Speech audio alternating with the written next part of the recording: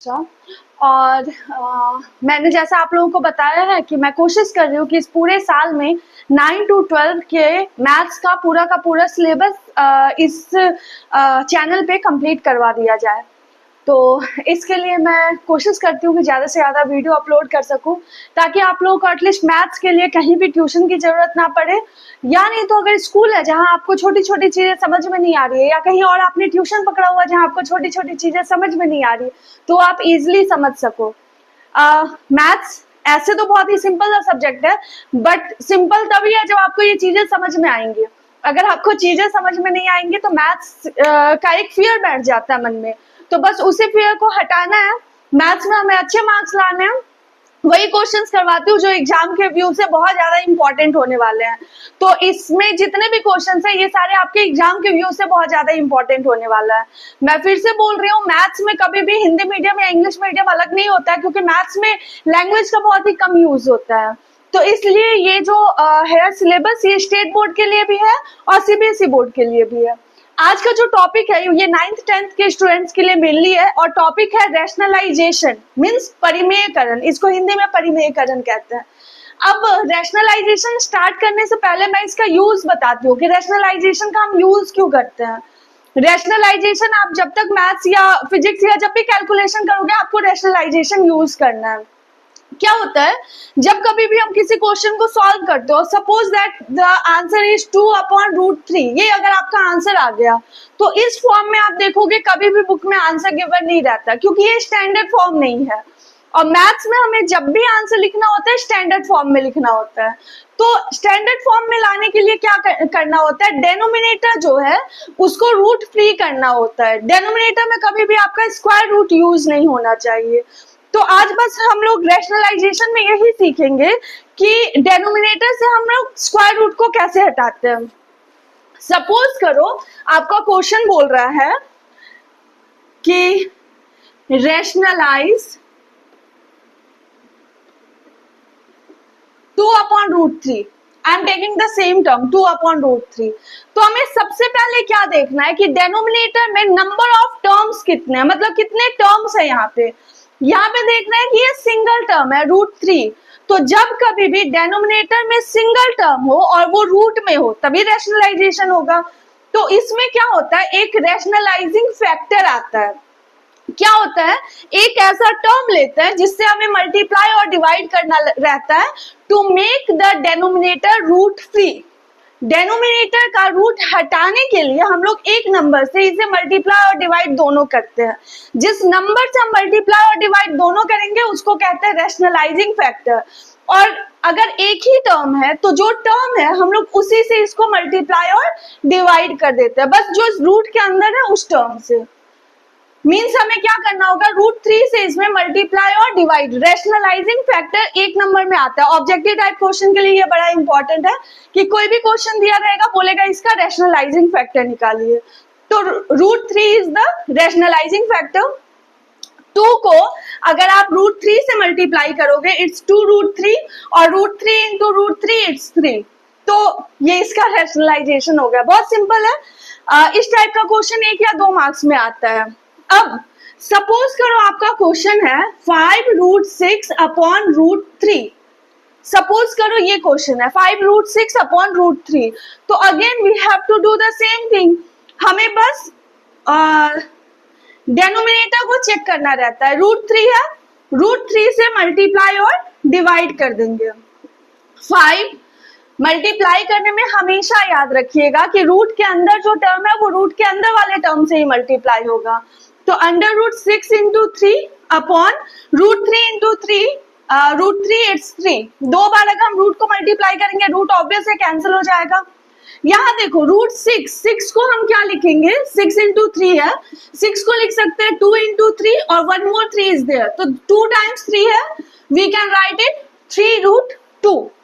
तो इसको हम क्या लिखेंगे, 5 into 3√2 upon 3, 3 cancel, answer is 5√2। यही आपका रैशनलाइजेशन हो गया। सपोज करो आपका क्वेश्चन गिवन है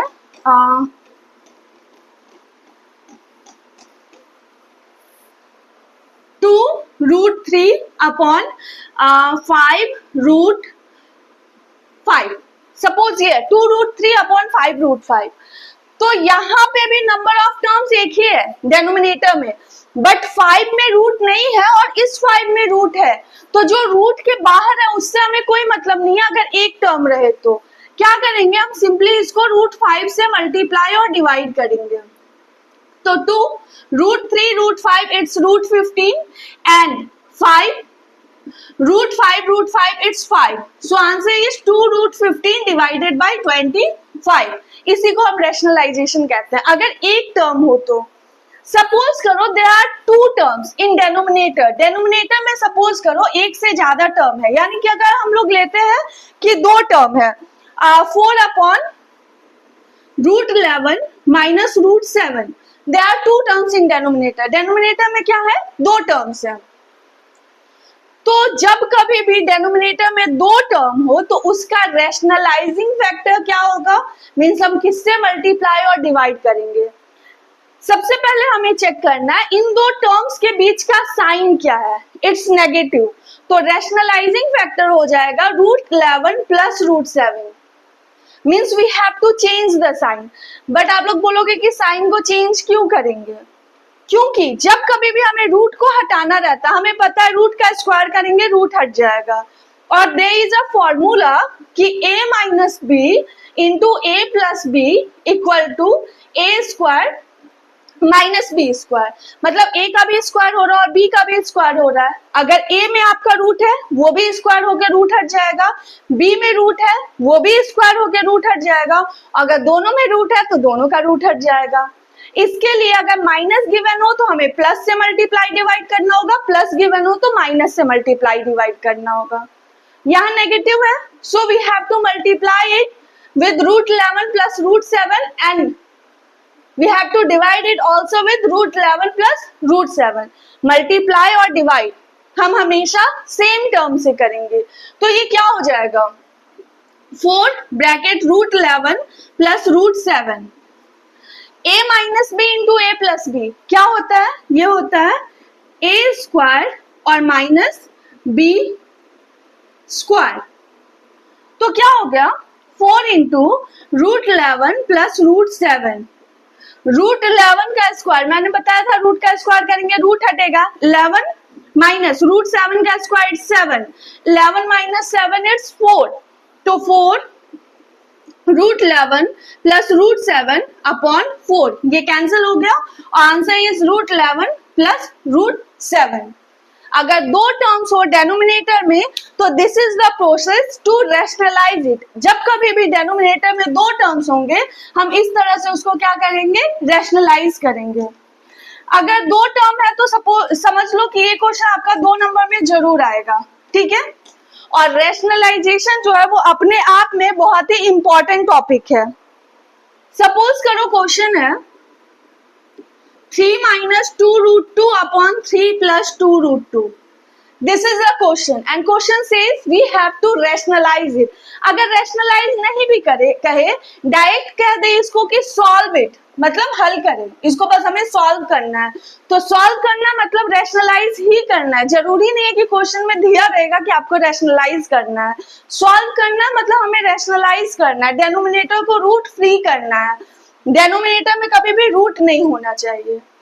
अब अगेन हम लोग देख रहे हैं there are 2 terms and the sign between them is plus, 2 term है उनके बीच का साइन प्लस है, तो क्या करना होगा, हमें साइन को चेंज करना होगा और इसको मल्टीप्लाई और डिवाइड करना होगा। अगर क्वेश्चन बोले कि इसमें रैशनलाइजिंग फैक्टर कौन सा है तो कौन सा होगा, बस साइन को चेंज करो, 3 minus 2√2 is the rationalising factor.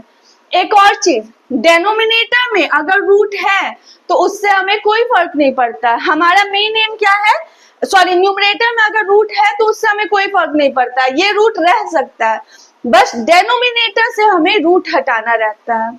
यहाँ देखो 3 minus 2√2 3 minus 2√2 सेम टर्म है, तो we can write it 3 minus 2√2 whole square, a plus B a minus B it's a square minus B square. अब देखो a minus B whole square formula क्या होता है, a minus B whole square it's a square plus B square minus 2ab, यही आपका formula होता है a minus B whole square का। तो 3 माइनस 2√2 होल स्क्वायर क्या होगा, 3 का स्क्वायर प्लस 2√2 का स्क्वायर माइनस 2 इंटू 3 इंटू 2√2। हमने क्या किया, सिंपली यहाँ पे फॉर्मूला लगाया है। तो 3 का स्क्वायर क्या होगा, इट्स 9 प्लस यहाँ देखो 2 का स्क्वायर क्या होगा, 2 का स्क्वायर होगा 4 और √2 का स्क्वायर होगा 2, 4 इंटू 2 इट्स 8 माइनस, मैंने बताया था रूट के अंदर वाले को रूट वाले से मल्टीप्लाई होगा, जो रूट में नहीं है वो आपस में मल्टीप्लाई होगा। 2 3 2 अगर आप मल्टीप्लाई करोगे तो it's 12√2 divided by 9 3 square its 9 minus 2√2 का स्क्वायर अभी बताया मैंने 8, 9 माइनस 8 1 हो गया, तो 9 plus 8 17 minus 12√2, this is the answer. ठीक है, यही है आपका रैशनलाइजेशन। अब इस पर एक इंपॉर्टेंट क्वेश्चन मैं बताती हूँ, ये सारे क्वेश्चन तो आप सपोज कर लो कि आपके 2 मार्क्स में आ जाएंगे, बट रैशनलाइजेशन से एक क्वेश्चन ऐसा भी है जो कि आपके 4 मार्क्स में आ सकता है। क्वेश्चन बोलता है ए और बी फाइंड करो, 5 plus 2√3 divided by 7 plus 4√3 equal to A plus b√3, find A and B. ये क्वेश्चन है, ये क्वेश्चन है और बोल रहा है क्वेश्चन क्या कि हमें ए और बी फाइंड करना है, यहाँ प्लस नहीं माइनस का साइन है। चलो ये क्वेश्चन है, question says that we have to find out the value of A and B. इसमें हमें क्या करना होगा, कंपेयर करना होगा। याद रखो 2 प्लस √3 अगर a प्लस b√3 के इक्वल है तो we can compare both sides, हम दोनों साइड को क्या कर सकते हैं, कंपेयर कर सकते हैं। कंपेयर करने पे a किसके इक्वल हो जाएगा, 2 के, और b किसके इक्वल हो जाएगा, √3 के कोफिशिएंट के। अब √3 का कोफिशिएंट यहाँ कुछ नहीं है, मीन्स 1 है, तो answer is a equal to 2 and b equal to 1। बस इसी कॉन्सेप्ट को हमें यहाँ क्या करना है, फॉलो करना है। इसको क्या लिखेंगे, a minus b√3 equal to 5 plus 2√3 upon 7 plus 4√3। Divide में रूट आया तो हमारे दिमाग में तुरंत आना चाहिए कि हमें रैशनलाइजेशन के थ्रू इसको सॉल्व करना है। 7 प्लस 4√3 मैंने बताया था न्यूमरेटर के रूट से हमें कोई मतलब नहीं है, तो हम इसको किस टर्म से मल्टीप्लाई और डिवाइड करेंगे, 7 माइनस 4√3, 7 माइनस 4√3। हमने क्या किया, मल्टीप्लाई किया और डिवाइड किया। कैसे करते हैं मल्टीप्लाई, 5 से पहले हम 7 माइनस 4√3 को मल्टीप्लाई करेंगे, उसके बाद है प्लस 2√3, इससे मल्टीप्लाई करेंगे 7 माइनस 4√3 को। ठीक है, दो टर्म है। एक बार 5 से हम इन दोनों टर्म्स को मल्टीप्लाई करेंगे, फिर 2√3 से अगेन हम दोनों टर्म्स को मल्टीप्लाई करेंगे। a plus B, a minus B, it's a square minus 4√3 whole square. Multiplication में हमेशा याद रखना, जो टर्म रूट में है उसको रूट वाले टर्म से मल्टीप्लाई करेंगे, जो रूट में नहीं है उसको रूट में जो नहीं है उससे। 5 में भी रूट नहीं है, 7 में भी रूट नहीं है, दोनों आपस में मल्टीप्लाई होगा। 7 इंटू 5 35 माइनस 5 रूट में नहीं है, 4 रूट में नहीं है, 5 को हम 4 से मल्टीप्लाई करेंगे, 5 इंटू 4 20। अब ये रूट में है और यहाँ कोई टर्म नहीं है जिसमें रूट है, तो इसको एज इट इज लिखेंगे।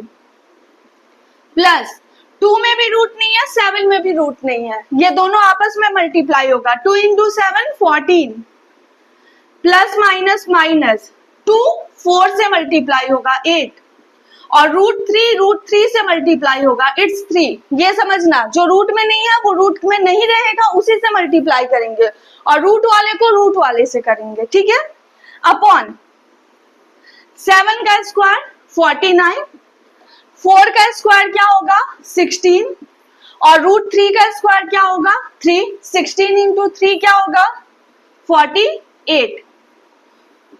यहां देखो 8 3 जा 24, 35 माइनस 24 क्या होगा 11, और यहां ये दोनों लाइक टर्म्स है क्योंकि दोनों में √3 है, तो और इन दोनों का साइन क्या है, अलग अलग है, एक प्लस है एक माइनस है। अलग अलग साइन रहता है हम क्या करते हैं, माइनस करते हैं। और माइनस करने में रिजल्टेंट जो आता है, आंसर जो आता है, उसका साइन क्या होता है, जो बड़ा रहता है उसका। बड़ा है 20 का साइन माइनस है तो यहाँ माइनस आएगा। 20 और 14 को माइनस करने पे 6 आएगा, तो it's 6√3 upon 49 minus 48 1। No need to write this. अब ये किसके इक्वल है, a माइनस b√3 के। तो just like this if we compare it, तो a इक्वल टू क्या हो जाएगा 11 एंड b इक्वल टू, यहाँ पर देखो √3 का कोफिशिएंट माइनस b है, यहाँ भी √3 का कोफिशिएंट -6 है, तो माइनस माइनस कैंसिल होगा और b equal to 6 is the answer. अगर यहाँ प्लस b रहता, यहाँ प्लस b रहता तो b की वैल्यू क्या आ जाती, -6 आ जाती। ये छोटी छोटी चीजें हैं जहाँ पे बच्चे मिस्टेक करते हैं। जैसे प्लस माइनस में हमेशा याद रखना कि हम लोग लाइक टर्म्स को ही ऐड या सब्ट्रैक्ट कर सकते हैं। मतलब दो टर्म है √2 प्लस √3, तो we can not add it, हम इसको ऐड नहीं कर सकते क्योंकि ये रूट के अंदर 2 है 3 है। जब तक इसको हम डेसिमल में नहीं लाएंगे तो हम इसको क्या कर सकते हैं, ऐड नहीं कर सकते √2 प्लस √3 को। बट अगर यही √2 और प्लस 4√2 रहेगा तो दोनों में रूट है, हम क्या करेंगे, कोफिशिएंट को ऐड करेंगे, यानी 1 + 4 इट्स 5√2। ये सब बेसिक चीजें हैं, हम लोग सिंपल एडिशन की तरह इसे करेंगे तो सिंपली हम लोग इसको सॉल्व कर सकते हैं। रैशनलाइजेशन अपने आप में बहुत इंपॉर्टेंट टॉपिक था, इसलिए इस पर एक क्लास करवा दिया। और ऐसे भी मैंने सोचा हुआ छोटे छोटे टॉपिक्स लेके जो इंपॉर्टेंट टॉपिक्स हो और जिससे एग्जाम में क्वेश्चंस आते ही आते हैं, बस वही क्वेश्चंस अच्छे से आप लोगों को क्लियर करवा सके। चलिए अब मिलते हैं नेक्स्ट क्लास में। Thank you.